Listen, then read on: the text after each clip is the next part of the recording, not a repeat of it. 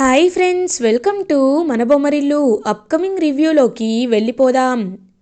Rudra and పారు ఇద్దరు క్లోజ్గా ఉన్నారు అని అది తట్టుకోలేక వాళ్ళిద్దరూ బయటికి వెళ్ళేటప్పుడు ఎలా అయినా వాళ్ళని ఆపాలి అని ఒక పెద్ద ప్లానే వేసుకుంటుంది గంగా. ఇంకలా పారు రుద్రతో సైట్ విజిటింగ్ కోసం బయటికి తీసుకువెళ్ళాలనుకుంటే ఒకసారి సూర్య ఏమో గట్టిగా తుమ్ముతాడు. తర్వాత గ్లాస్ పగిలిపోయిన సౌండ్ వినపడతారు.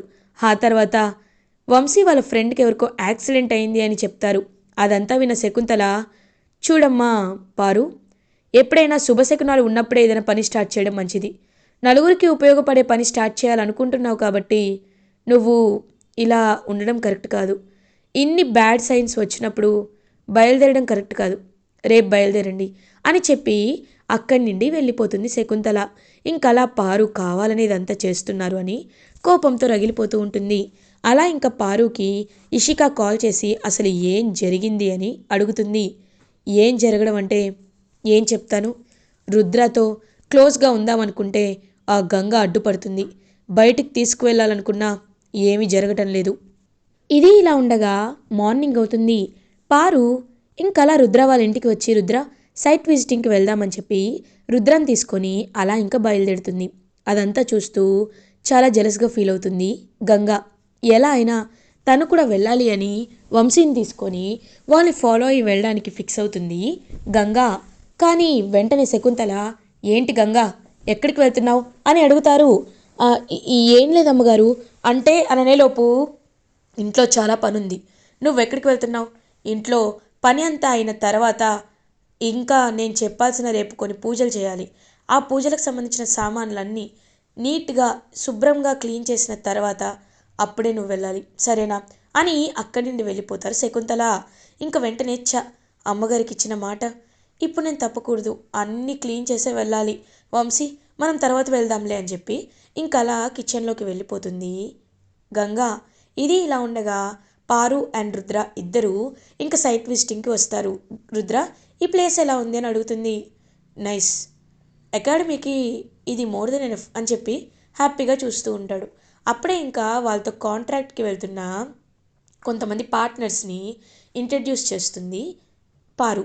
చేసి, సార్ ఇవి సార్ అగ్రిమెంట్, ఇదిగోండి ప్లాన్ ఇలా ఉంటుంది, ఇక్కడ బాక్సింగ్ అకాడమీ వస్తుంది, ఇక్కడేమో నేమ్ లోగో వస్తుంది, వీటన్నిటికీ సంబంధించి మనం ఒక కాంట్రాక్ట్ ప్రైజ్ని ఫిక్స్ చేసుకోవాలి. ఈ ప్రైజ్ అనేది very very confidential sir. So ఈ అగ్రిమెంట్స్ అనేవి మీరు 1-2 సార్లు బాగా కీన్గా అబ్జర్వ్ చేసిన తర్వాతే చేయండి, ఓకేనా అని అంటారు. ఓకే, ఇవన్నీ నేను అబ్జర్వ్ చేస్తాను అని డాక్యుమెంట్స్ తీసుకుంటారు. వెంటనే ఇంకా రుద్రకి ఫోన్ రావడంతో రుద్ర పక్కకు వెళ్తాడు. అలా పక్కకు వెళ్ళిన వెంటనే గంగా బిజినెస్ క్లయింట్స్ దగ్గరికి, పార్ట్నర్స్ దగ్గరికి వచ్చి, చూడండి, అగ్రిమెంట్పై సైన్ ఇప్పుడు వద్దు, రేపు మార్నింగ్ అగ్రిమెంట్ పెట్టుకుందామని చెప్పండి, సరేనా అని అంటారు. ఓకే మేడం అని అనేసరికి రుద్ర అప్పుడు వస్తాడు. ఓకే, మీరు అగ్రిమెంట్కి ఓకే కదా, నేను సైన్ చేస్తాను అంటారు. లేదు సార్, అగ్రిమెంట్ పేపర్స్ అనేవి ఇంకొన్ని రావాల్సి ఉంటుంది, అవి మేము రేపు ఎర్లీ మార్నింగ్ కల్లా తీసుకొస్తాం, రేపు ఎర్లీ మార్నింగ్ అగ్రిమెంట్ చేసుకుందామని చెప్తారు. ఓకే అని రుద్ర అలా బయలుదేరుతూ ఉంటే, ఆగు రుద్ర, ఇవాళ నేను కార్ డ్రైవ్ చేస్తాను అని తనే కార్ డ్రైవ్ చేసి ఒక హోటల్కి తీసుకువెళ్తుంది. ఏంటి, ఎందుకు ఇక్కడికి తీసుకొచ్చావు అని అడుగుతారు. లేదు రుద్ర, ఇప్పుడు మనం వెళ్ళేసరికి మిడ్ నైట్ అవుతుంది, మళ్ళీ తిరిగి ఎర్లీ మార్నింగే ఇక్కడికి రావాలి అంటే చాలా టైం వేస్ట్ అవుతుంది, అందుకే ఇక్కడే ఉంటే బెటర్ కదా, ఇక్కడే హోటల్లో నైట్ స్టే చేసి మార్నింగ్ వెళ్దాం, అప్పుడు బెటర్గా ఉంటుంది కదా అని అంటారు. ఇంకలా పారు అండ్ రుద్ర ఇద్దరు హోటల్ రూమ్లోకి ఎంటర్ అవుతారు. కరెక్ట్గా అప్పుడే ఇషిక ఇంకా పక్కకి వచ్చి అలా ఫోన్ చేస్తుంది పారుకి. హలో పారు, నైట్ అయింది, ఇప్పుడు మీరు ఎక్కడున్నారు అని అడుగుతుంది. మేము హోటల్లో ఉన్నాం, ఈరోజు ఇక్కడే స్టే చేస్తాం, ఈరోజు ఖచ్చితంగా రుద్రాకి నేను క్లోజ్ అవుతాను అని చెప్పి అలా అక్కడి నుండి కాల్ కట్ చేస్తుంది పారు. ఇదంతా వెనకాల నుండి వినేస్తుంది గంగా. అంటే తను హోటల్లో ఉందన్నమాట. వెంటనే వెళ్ళి రుద్ర సార్ని కాపాడుకోవాలి. పాపం రుద్ర సార్కి ఏమీ తెలీదు, అలాంటి ఆయన్ని తన ఆ పారు మాయలో పడేలా చేయకూడదు అని గంగా అయితే వంశీతో కలిసి ఆ హోటల్కి వెళ్తుంది. ఇది ఇలా ఉండగా అలా ఇంకా రుద్ర ఫ్రెష్ అయ్యి వచ్చేసరికి అలా పారు అయితే ఫ్రెష్ అయ్యి వస్తుంది.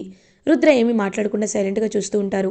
రుద్ర, ఫుడ్ వచ్చింది కదా, ఇంకా ఎందుకు అలా ఉన్నావు అని అడుగుతారు.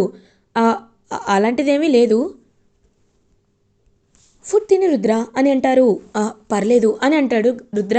సరే, అయితే నీతో చాలా రోజులైన టైం స్పెండ్ చేసి, ఏంటి నువ్వు మనస్ఫూర్తిగా గంగని పెళ్లి చేసుకున్నావా?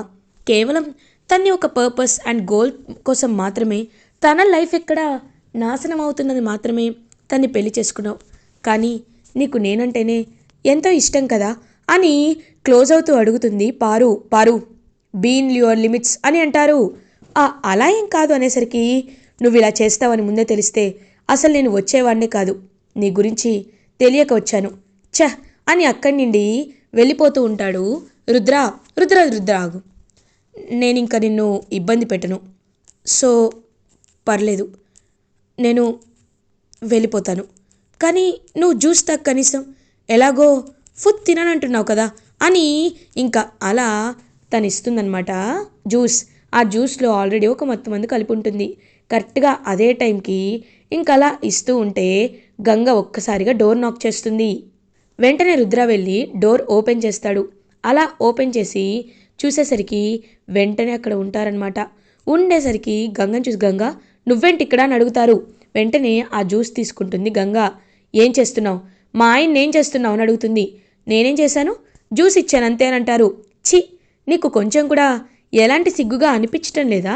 ఎందుకంటే ఆల్రెడీ ఒక పెళ్ళైన అతన్ని ఇలా హోటల్ రూమ్లో ఎలా నువ్వు స్టే చేయనిస్తావు? ఒకవేళ నిజంగా నీకు ఎలాంటి ఉద్దేశం లేకపోతే నువ్వు 2 రూమ్లు తీసుకోవాలి. ఒక రూమ్లో నువ్వు ఉండాలి, ఒక రూమ్లో ఆయన ఉండాలి. అలాంటిది ఆయనకి దగ్గర అవ్వాలని ఇద్దరు ఒకే రూమ్ ఎందుకు తీసుకున్నావు అని అడుగుతుంది పార్వతిని గంగా. ఇంకా పార్వతి దగ్గర ఎలాంటి సమాధానం ఉండదు. వెంటనే రుద్ర ఆలోచనలో పడతాడు. సార్, ఈ జ్యూస్లో ఏం కలపకపోతే తన్నే తాగమని చెప్పండి సార్ అని అంటుంది గంగా. ఇంకా ఒక్కసారిగా షాక్ అయిపోతుంది పారు.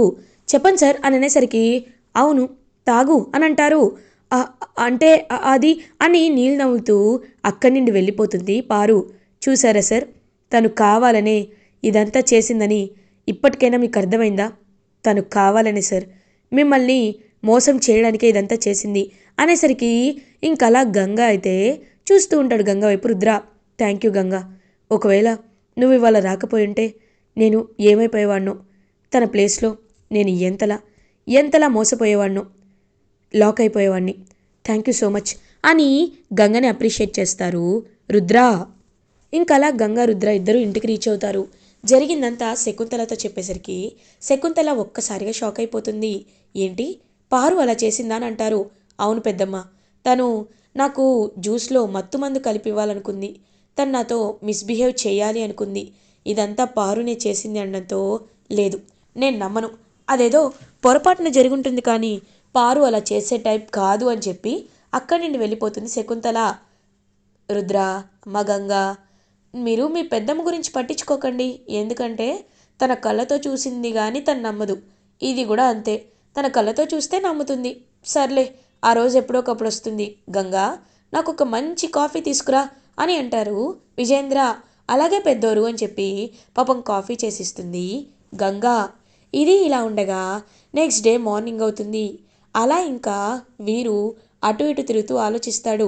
ఏ ప్లాన్ వేద్దామన్నా గంగానేమో రుద్రబావ కాపాడుతున్నాడు, రుద్రబావనేమో ఆ గంగ కాపాడుతుంది.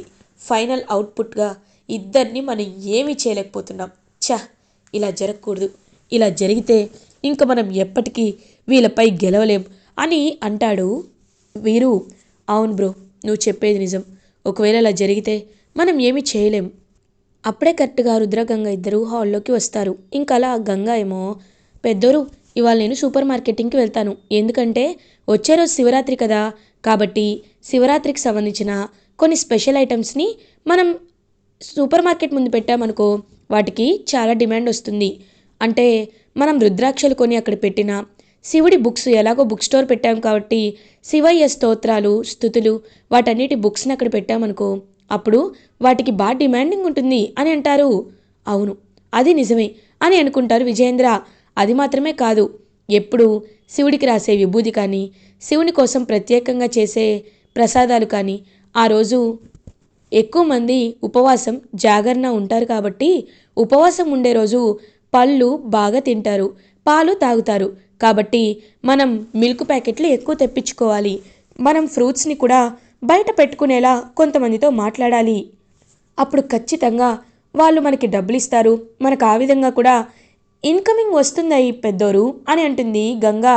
Wow, intelligent Ganga. నిజంగా చాలా అంటే చాలా హ్యాపీగా ఉంది. ఇదంతా చూస్తుంటే ఎంతో హ్యాపీగా ఉంది.